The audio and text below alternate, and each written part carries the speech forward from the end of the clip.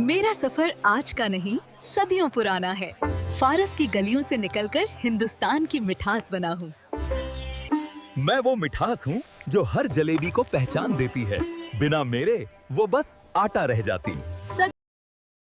आइए देखते हैं कि कैसे एक साधारण सी रेसिपी ने दुनिया के नक्शे पर अपना इतना शानदार सफर तय किया। दुनिया भर में जलेबी के रूप में मशहूर होने से बहुत पहले यह डिश मध्यकालीन मध्य पूर्व की संस्कृतियों में भारी रूप से लोकप्रिय थी। वहां इसे जलाबिया कहा जाता था। मूल रूप से ये तले हुए आटे के टुकड़े होते थे जिन्हें चाशनी में डुबोया जाता था। बस यही आज की जलेबी का सबसे शुरुआती रूप, या कह लें इसकी परदादी थी।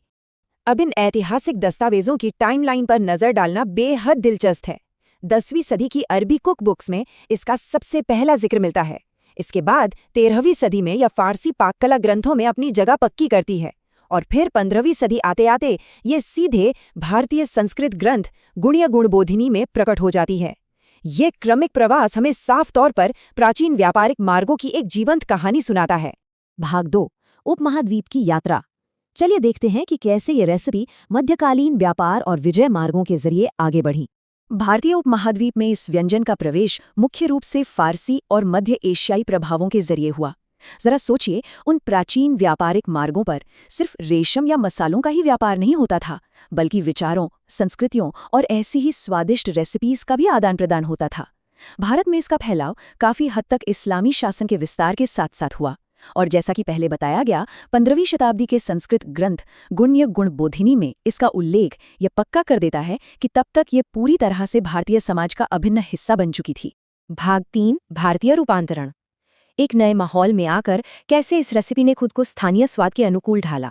यहाँ मध्य पूर्वी जलाबिया और भारतीय जलेबी के बीच का विकास अवधि अंतर देखना बहुत जरूरी है। जहाँ मध्य पूर्वी संस्करण का आकार थोड़ा अलग होता था और उसे एक साधारण सी चाशनी में डुबोया जाता था, वहीं भारतीय संस्करण ने एक बिल्कुल नया घुमावदार स्पाइरल आकार ले लिया। भारत में इसे मैदे के खमीरीकृत घोल से बनाया जाने लगा और इसकी चाशनी को सुगंधित मसालों से भर दिया गया। भारतीय अनुकूलन की ये प्रक्रिया कोई तुक्का नहीं थी, बल्कि एक बहुत ही सटीक 3 चरणीय पाककला का कमाल था। पहला कदम, मैदे के घोल को खमीर उठाना, जो जलेबी में वो खास हल्का सा खट्टापन लाता है। दूसरा कदम, उसे गरम तेल या घी में उस प्रतिष्ठित गोल गोल स्पाइरल आकार में तलना, जो आज इसकी असली पहचान है। और तीसरा, सबसे जादुई कदम, उसे केसर, इलायची या गुलाबजल से महकती हुई चाशनी में डुबोना। इन्हीं राजशी सुगंधित मसालों ने इस मिठाई को एक शाही भारतीय पहचान दे दी। भाग 4, त्योहार और स्ट्रीट फूड। अब ये डिश पूरी तरह से दैनिक संस्कृति में शामिल हो चुकी थी। अपने नए रूप में ये मिठाई दिवाली जैसे प्रमुख त्योहारों का एक अटूट हिस्सा बन गई। सच कहें तो रोशनी और खुशियों के इन त्योहारों में जलेबी के बिना सेलिब्रेशन अधूरा सा लगता है। इसके साथ ही शादियों में भी ये एक बेहद लोकप्रिय डेजर्ट बन गई। लेकिन इसका कमाल सिर्फ खास मौकों तक ही सीमित नहीं रहा, ये एक रोजमर्रा का बेहतरीन ब्रेकफास्ट आइटम भी बन गई। आज भी सुबह सुबह गरम दूध या ठंडी ठंडी दही के साथ गर्मा गर्म जलेबी खाने का चलन है। आज ये देश के हर गली नुक्कड़ पर हलवाइयों की दुकानों और स्ट्रीट वेंडर्स के पास बहुत आसानी से मिल जाती है। भाग 5, क्षेत्रीय विविधताएं। आइए देखते हैं कि नक्शे पर इसके और कौन कौन से स्थानीय रूप विकसित हुए हैं। अलग अलग भौगोलिक क्षेत्रों ने इस रेसिपी को अपने अपने तरीके से कैसे अपनाया, ये देखना बड़ा दिलचस्प है। उत्तर भारत में इसका एक थोड़ा मोटा रूप विकसित हुआ, जिसे हम इमरती कहते हैं, और खास बात यह है, ये मैदे की बजाय उड़द दाल के घोल से बनती है। अगर दक्षिण भारत की ओर चलें तो वहां हमें जांगीरी मिलती है, जो वहां की एक बहुत ही मशहूर क्षेत्रीय विशेषता है। और ये कहानी केवल भारत तक ही सीमित नहीं है। पूरे दक्षिण एशिया में, जैसे कि पाकिस्तान, बांग्लादेश और नेपाल में, इसकी कई अलग अलग और बेहद लोकप्रिय क्षेत्रीय रूप आज भी मौजूद हैं। भाग 6, वैश्विक स्तर पर फैलाव। कैसे एक सांस्कृतिक आइकन ने दुनिया भर में अपना प्रसार किया। आधुनिक युग में कदम रखते हुए इस सुनहरी स्पाइरल की ऐतिहासिक यात्रा दक्षिण एशिया की सीमाओं से बहुत आगे निकल चुकी है। आज इसे दक्षिण एशिया की सबसे अधिक पहचानी जाने वाली मिठाइयों में से एक माना जाता है।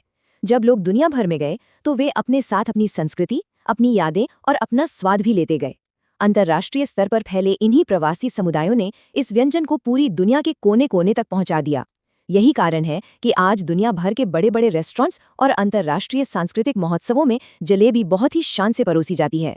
अंततः इस पूरे ऐतिहासिक सफर का अध्ययन करने के बाद एक बात बिल्कुल साफ हो जाती है, भोजन केवल पेट भरने का साधन नहीं है, ये मानव प्रवास और सांस्कृतिक आदान प्रदान का एक जीता जागता धड़कता हुआ दस्तावेज है। मध्य पूर्व के जलाबिया से लेकर हमारे गली मोहल्लों की जलेबी तक का ये सफर सोचने पर मजबूर कर देता है कि रोजमर्रा की खाने की मेज पर और कौन कौन से ऐतिहासिक रहस्य छुपे हुए हैं।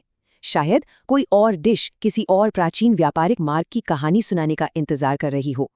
इसी विचार के साथ ये विश्लेषण समाप्त करते हैं। जुड़ने के लिए बहुत बहुत धन्यवाद।